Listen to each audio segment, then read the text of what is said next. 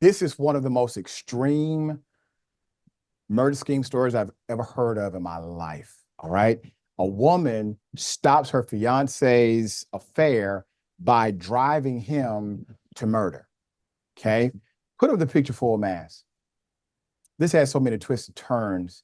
It's quite unbelievable, but it's true. So in Chicago, a Chicago couple and their two children, very sad, were murdered as a result of actions of this duo that you're looking at.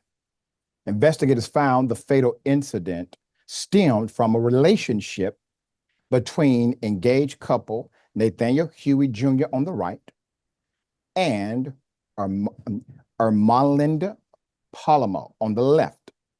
Said police said the couple or the woman in the duo found out her fiance was having an affair with his coworker. You got to follow the people. It gets kind of complex, okay? So she found out that he was in an affair with his coworker. The coworker's name is Zoraida, okay?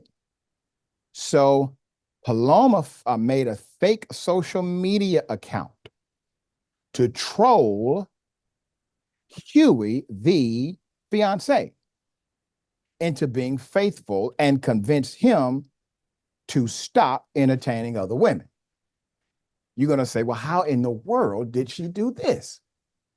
How did she use a social media account to make her fiance faithful? There's more. Put it up. The scheme went on for years. Okay. Went on for years until she convinced Huey he was under surveillance by a drug cartel organization. He fell for the entire ruse.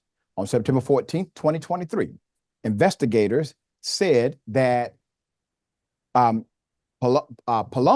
the woman, sent her fiance, Huey, a message from a fake number warning him that the mole who was targeting him from the make-believe cartel was, in fact, Bartolomei, the woman with whom he was having an affair.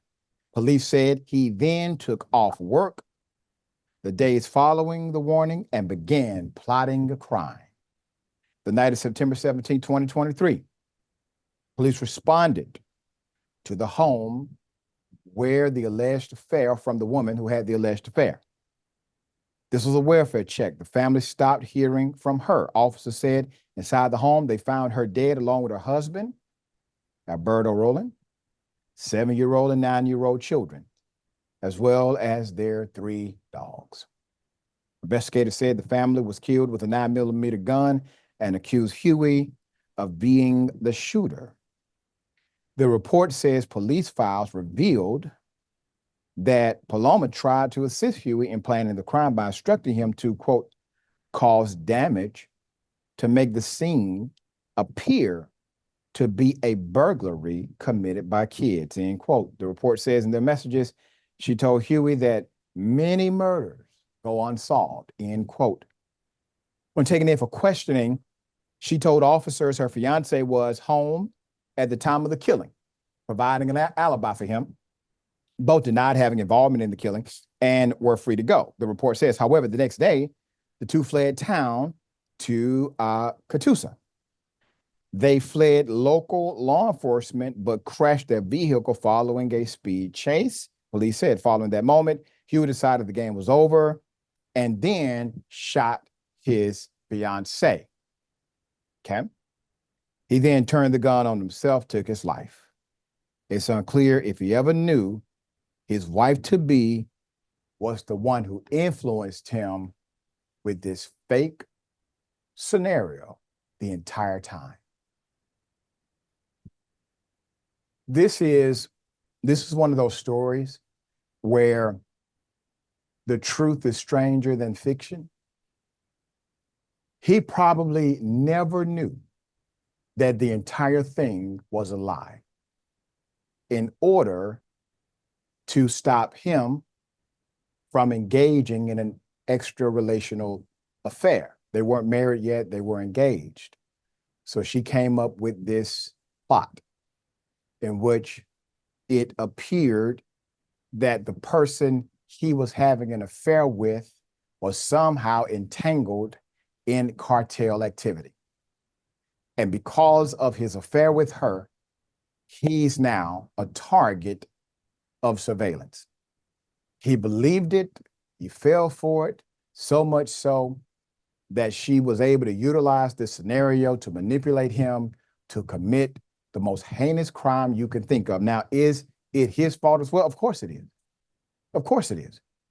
Because if you get caught up like that, you take your lumps like a man. You don't go kill somebody or kill children because you can't bear the penalty of whatever you've done. But he decided to do so. He agreed with it. Went and killed a whole damn family. And then when the gig was up, he kills her, shoots himself. Never in my life have I heard of such an extreme story, but it is true. Sharon, hell of a story, thoughts here. It's like mental gymnastics you have to keep up with, but as convoluted, as complicated as it is, Doc, I think we can reduce it to simpler terms: obsession, toxicity, manipulation. That's not love, and it's a dangerous game, and human beings are capable of becoming susceptible to it in many forms. This is among the worst I've ever heard of. Yeah, it is. So sad that children, innocent children died.